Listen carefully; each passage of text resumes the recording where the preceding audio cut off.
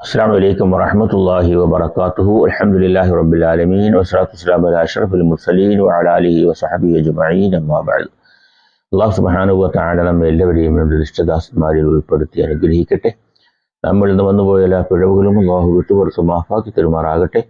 നമ്മളിൽ നിന്ന് മണം മറഞ്ഞുപോയ നമ്മുടെ മാതാപിതാക്കൾ, പുതുപര്യന്മാർ, സഹോദരി സഹോദരന്മാർ, ബന്ധുമിത്രാദികൾ എല്ലാവർക്കും മഗ്ഫിറത്തും റഹ്മത്തും കൊടുത്ത് അവർ ഖബർ ജീവിതം സന്തോഷത്തിലും റാഹത്തിലുമാക്കട്ടെ. സ്നേഹാദരവുകൾ നിറഞ്ഞ സയ്യിദന്മാരെ, ഉസ്താദുമാരെ, സഹോദരന്മാരെ, ബഹുമാനപ്പെട്ട തഴവ ഉസ്താദ് നവറല്ലാഹു മറഖദഹു രചിച്ച അൽ മവാഹിബുൽ ജലിയയിൽ നിന്നുള്ള ഖുർആനെ സംബന്ധിച്ച രണ്ടാമത്തെ ഭാഗമാണ് ഇന്ന് പാരായണം ചെയ്യുന്നത്. അള്ളാഹു തഴവ ഉസ്താദിന് സ്വർഗത്തിൽ ഉന്നതമായ ദറജ കൊടുത്ത് അനുഗ്രഹിക്കട്ടെ.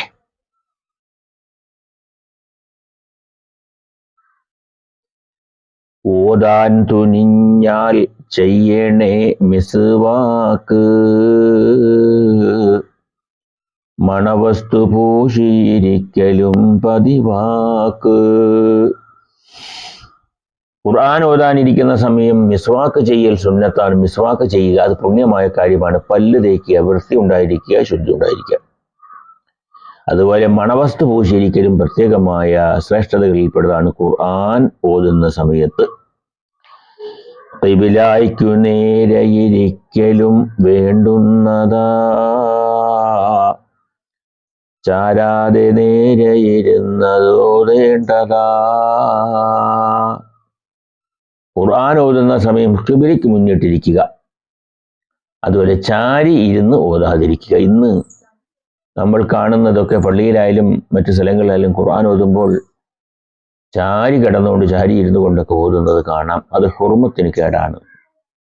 അപ്പോൾ ഖുർആൻ പള്ളിയിലാണെങ്കിലും വൃത്തിയുള്ള ശുദ്ധിയുള്ള സ്ഥലത്ത് ഇരിക്കുക, മിസ്വാക്ക് ചെയ്യുക, സുഗന്ധം പൂശുക, ഖിബിലയ്ക്ക് നേരെ ഇരിക്കുക, ചാരി ഇരിക്കാതിരിക്കുക. ഇതൊക്കെ ഖുർആൻ ഓതുന്നതിൻ്റെ മര്യാദകളിൽപ്പെട്ടതാണ് എന്ന് നമ്മൾ ചിന്തിക്കുക. മുസ്ഹഫ് ഉയർത്തി തന്നെ വെച്ചോതേണ്ടതാ, അത് മടിയിലായാൽ തന്നെയും മതിയായതാ. നമ്മൾ ഇരിക്കുന്നതിൻ്റെ മുകൾ വശത്തായിരിക്കണം ഖുർആൻ, അതായത് ഉയർത്തിപ്പിടിച്ചുകൊണ്ട് വേണം.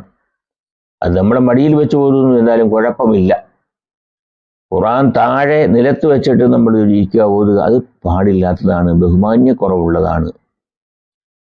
നീ വൃത്തിയുള്ള സ്ഥലത്തിരുന്നോതേണ്ടതാ, ഇടയിൽ കലാമില്ലാതിരിക്കൽ വേണ്ടതാ.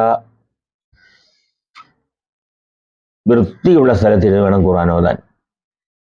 സംസാരം, ആവശ്യമില്ലാത്ത സംസാരങ്ങളും പാടില്ല, അതൊക്കെ ഒഴിവാക്കണം. ആവശ്യമെങ്കിൽ ദൂഷ്യമില്ലെന്നുള്ളതാ, അഴകുള്ള വസ്ത്രം കൊണ്ടു നീ ചമയേണ്ടതാ. ഖുർആൻ ഓതിക്കൊണ്ടിരിക്കെ എന്തോ അത്യാവശ്യമായ ഒരു കാര്യം ആരോ വന്ന് ചോദിച്ചു, എന്നാൽ മറുപടി പറയുന്നതിന് തകരാറില്ല. അതുപോലെ തന്നെ നല്ല വസ്ത്രം ധരിച്ച് നല്ല വൃത്തിയോടുകൂടി ചമഞ്ഞിരിക്കുക, അതായത് നല്ല വസ്ത്രമൊക്കെ ധരിച്ച് നല്ല വൃത്തിയായി തന്നെ ഇരുന്ന് ഖുർആൻ ഓതുക. അത് ഖുർആനിനോട് നാം ചെയ്യുന്ന ഒരു ബഹുമാനമാണ്, ആദരവാണ്. ഖുർആൻ എന്നത് മുസ്ലിമുകളെ സംബന്ധിച്ചിടത്തോളം അവരുടെ ജീവിത പദ്ധതിയാണ്. എല്ലാ കാര്യങ്ങൾക്കും ഒരു മനുഷ്യൻ ജനിക്കുന്നത് മുതൽ മരണം വരെയും മരണത്തിന് ശേഷവും എന്ന് വേണ്ട സർവ്വ വിവരങ്ങളും എഴുതപ്പെട്ട ഗ്രന്ഥമാണ് വിശുദ്ധ ഖുർആൻ. ഇസ്ലാമിൻ്റെ ഗ്രന്ഥമാണ്. മുത്തുനബി സല്ലല്ലാഹു അലൈഹി വസല്ലമ തങ്ങൾക്ക് ജിബ്രീൽ അലൈഹി സ്വലാം മുഖേന ഇറക്കപ്പെട്ട ഗ്രന്ഥം. എല്ലാ വിഷയങ്ങളിലും അതിൽ മറുപടിയുണ്ട്. ബാഹ്യമായ അർത്ഥങ്ങൾ നമ്മൾക്ക് കിട്ടുന്നില്ലെങ്കിൽ അതിൻ്റെ വ്യാഖ്യാതാക്കൾ ലക്ഷോപലക്ഷം ഹദീസുകൾ മനഃപ്പാഠമാക്കിയ മഹത്തുക്കളായ പണ്ഡിതന്മാർ അതിനെ സൂക്ഷ്മമായി വിശുദ്ധ ഖുർആനിനെ അവർ മനസ്സിലാക്കി വിശദീകരണം നമ്മൾക്ക് നൽകിയിട്ടുണ്ട്.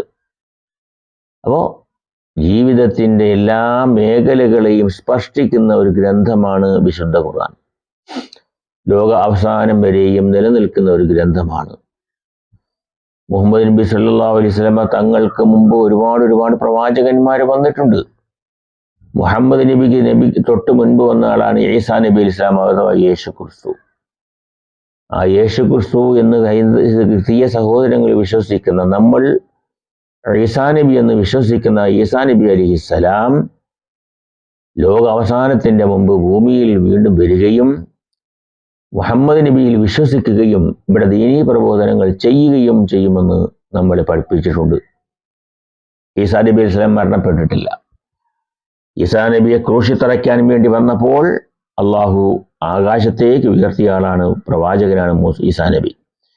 ആകാശത്ത് നിന്നും ജീവിച്ചിരിക്കുന്നു. പിൽക്കാലത്ത് ഈ ഭൂമിയിൽ വരികയും മുത്തുനബിയെ കൊണ്ട് വിശ്വസിക്കുകയും ദീനീ പ്രവർത്തനം നടത്തുകയും വിവാഹം കഴിക്കുകയും കുഞ്ഞുങ്ങളൊക്കെ ഉണ്ടാകുകയും ചെയ്ത് അതിന് ശേഷമായിരിക്കും ഈസാ നബി അലൈഹി ഇസ്ലാം ഈ ലോകത്തോട് വിട പറഞ്ഞു പോകുക.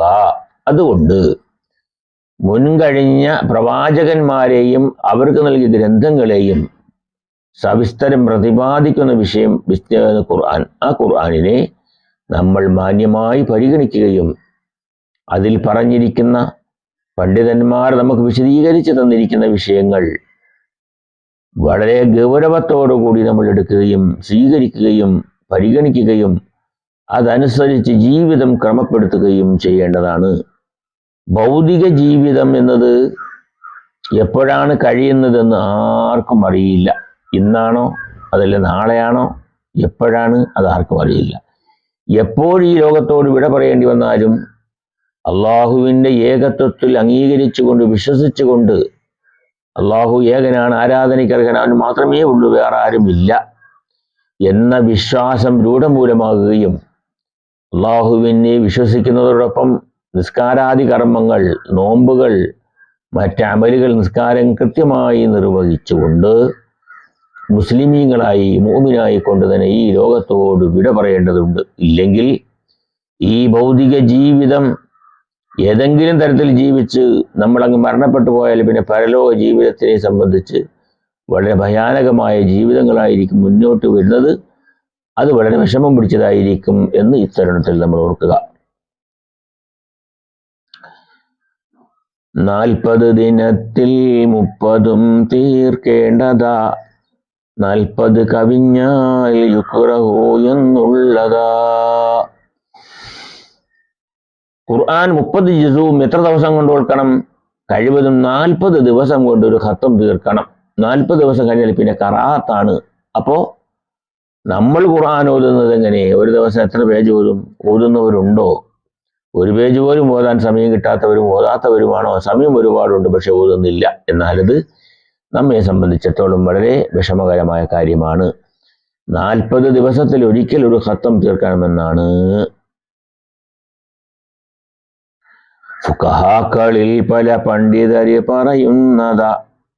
അഹമ്മദ് ഇമാം തങ്ങൾക്കതിൽ നെസ്സുള്ളതാ. 40 ദിവസം കഴിഞ്ഞാൽ ഖറാഅത്തുണ്ട് എന്ന് ഒരു ഖത്തം തീർക്കുന്നതിനെ പറ്റി. തീർക്കുന്ന സമയം തന്നെ നീ തുടങ്ങേണ്ടതാ, അത് മുഫ്ലിഹൂൻ വരെയെങ്കിലും ഓതേണ്ടതാ. നമ്മൾ സൂറത്തുൽ നാസ് ഓതി കഴിഞ്ഞു, എന്നാൽ അപ്പോഴത്തന്നെ ഫാത്തിഹ ഓതി സൂറത്തുൽ ബഖറയിലുള്ള മുഫ്ലിഹൂൻ വരെയുള്ള ആയത്തെങ്കിലും ഓതി വെക്കേണ്ടതാണ്. അടുത്ത ഖത്തം നമ്മൾ ആരംഭിച്ചു വെക്കേണ്ടതാണെന്ന് അർത്ഥം. മുസ്ഹഫ് നീ നോക്കാതോതിയാൽ ഫലമായിരം, അത് നോക്കിയോതിലുണ്ടോ 2000. ചെറിയ സൂറത്തുകളാണ്, സൂറത്ത് യാസീനാണ്, മറ്റു സൂറത്തുകളാണ്, നമുക്ക് കാണാതെ അറിയാം. എന്നാൽ കാണാതറിയാമെന്ന് കരുതി സൂറത്ത് മുസ്ഹഫ് എടുത്ത് തുറന്നു നോക്കാതെ ഓതുന്നെങ്കിൽ 1000 കൂലി. എന്നാൽ മുസ്ഹഫ് എടുത്ത് കണ്ടോതുന്നതിന് 2000 കൂലി, 1000 കൂലി അധികം കിട്ടുന്നു. എന്തിന് നമ്മൾ കളയണം?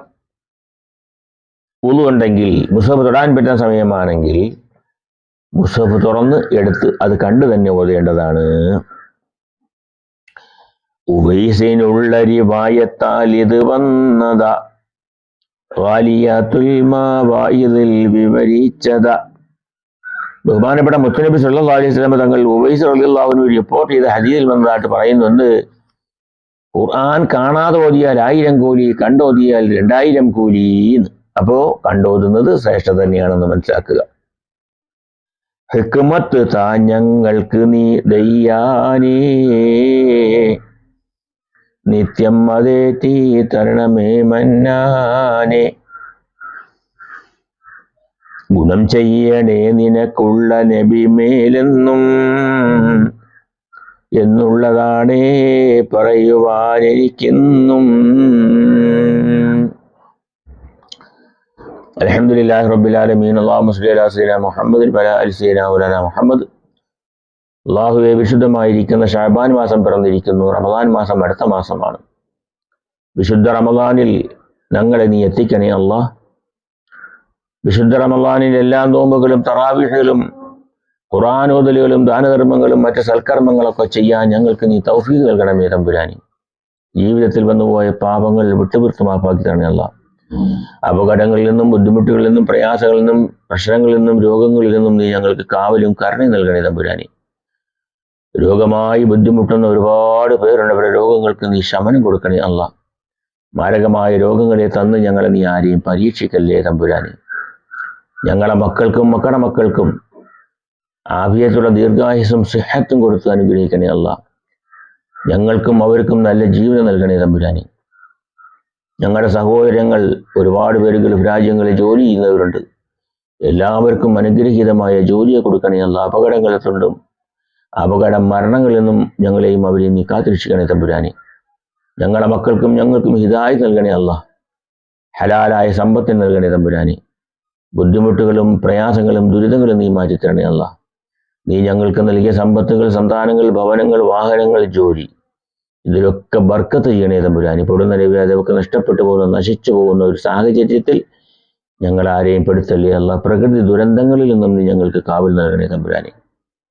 ഞങ്ങളിൽ നിന്നും മരണപ്പെട്ട, ഈ അടുത്ത സമയം മരണപ്പെട്ട ബഹുമാനപ്പെട്ട KP അബൂബക്കർ ഹസ്രത്ത് തുടങ്ങി മഹാന്മാരായ ഞങ്ങളുടെ പണ്ഡിതന്മാർ, ഞങ്ങളുടെ ഉസ്താദുമാർ, ഒരുപാട് ഉസ്താദുമാർ, വണ്ടൂർ ഷെയ്ഖുന, അതുപോലെ പരപ്പനങ്ങാടി NK ഉസ്താദ്, അബ്ദുൽ ജബ്ബാർ ശിഹാബ് തങ്ങൾ, അതുപോലെ ഉള്ളാൾ തങ്ങൾ, അതുപോലെ ശംസുൽ ഉലമ തുടങ്ങി മഹാന്മാരായ കണ്ണീത്ത് ഉസ്താദ് ഉൾപ്പെടെയുള്ള തഴവ ഉസ്താദ്, അതുപോലെ തന്നെ ഒരുപാട് പണ്ഡിതന്മാർ, അഹ്ലുസ് സുന്നത്തി വൽ ജമാഅത്തിന്റെ പണ്ഡിതന്മാർ ഒരുപാട് പേര് മരണപ്പെട്ടു പോയിട്ടുണ്ട്. MA ഉസ്താദ് ഉൾപ്പെടെ. അവരുടെയൊക്കെ ദറജ നീ ഉയർത്തി കൊടുക്കണേ അല്ലാഹ്. അവരോടൊപ്പം സാധുക്കളായ ഞങ്ങളെയും തന്നെ സ്വർഗത്തിൽ ഒരുമിച്ച് കൂട്ടണേ അല്ലാഹ്. ഞങ്ങളെ സ്നേഹിതന്മാർ KC സുബൈർ മൗലവി, PA മുഹമ്മദ് ബാക്കവി മുണ്ടംപറമ്പ് തുടങ്ങി ഞങ്ങളുടെ സുഹൃത്തുക്കളും ഞങ്ങളിൽ നിന്ന് ഒരുപാട് പേര് മരണപ്പെട്ടിട്ടുണ്ട്. അവരൊക്കെ ദറജ നീ ഏറ്റി കൊടുക്കണേ അല്ലാഹ്. പെട്ടെന്നുള്ള മരണങ്ങളെ തുടർന്ന് ഞങ്ങൾക്ക് നീ കാവൽ നൽകണേ തമ്പുരാനി. اللهم بارك لنا في رجب وشعبان وبلغنا شهر رمضان ووفقنا فيه للصيام وللقيام وتلاوة القرآن ولسائر الخيرات فيها يا رب العالمين. ربنا آتنا في الدنيا حسنة وفي الآخرة حسنة وقنا عذاب النار. آمين برحمتك يا أرحم الراحمين. صلى الله على محمد صلى الله عليه وسلم. صلى الله على محمد صلى الله عليه وسلم. صلى الله على محمد. يا رب صل عليه وسلم. صلى الله على جميع الأنبياء والمرسلين. الحمد لله رب العالمين. ദുആ ചെയ്യണം, വസിയത്ത് ചെയ്യുന്നു. അസ്സലാമു അലൈക്കും വറഹ്മത്തുള്ളാഹി വബറകാതുഹു.